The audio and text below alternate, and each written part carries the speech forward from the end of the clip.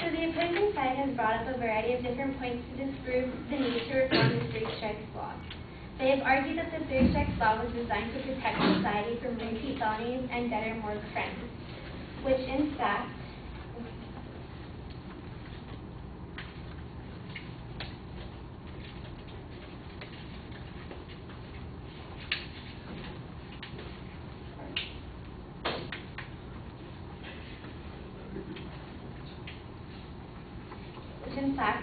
is stated by Christy Thompson, who is the author of The Impact of the Three Strikes Law, says that the Three Strikes Law has not been successful in preventing crime in society, in part because of the types of crime most likely to be prosecuted under the law. Drug-related crimes account for the largest group that is prosecuted under the Three Strikes Law. These types of crimes are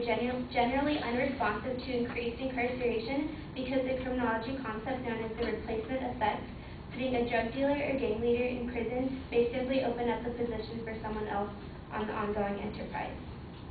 They also continue with more points in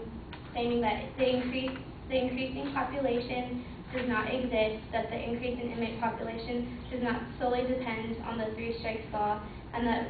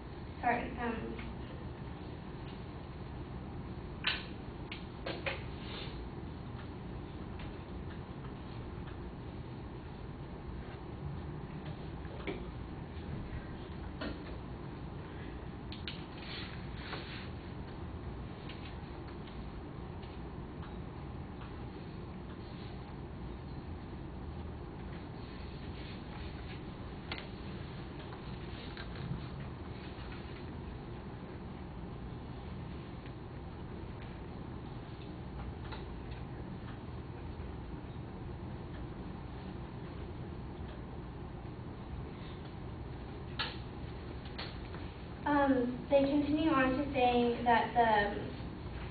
they mentioned that the Three Strikes Law, like my opponent claimed, was unconstitutional according to the Eighth Amendment, and that the Supreme Court stated that, according to them, by a 5-4 decision, the sentence was justified. But he doesn't seem to make sense. 5-4 decision is really close, and so obviously there might have been some point of interest.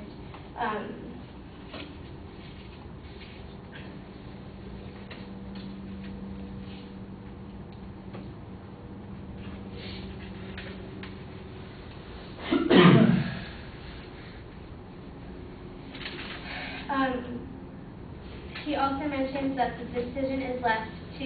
small courts and federal courts, and that the Supreme Court gave the judge the ability to dismiss prior felonies. But what he does not mention is that the judge also has the ability to, according to Christy Thompson, again, the impact of the Three Strikes Law, that the judge has the ability to count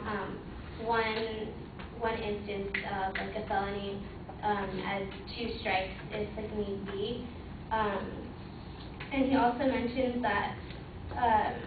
claims to be in the best interest of California, which also isn't true.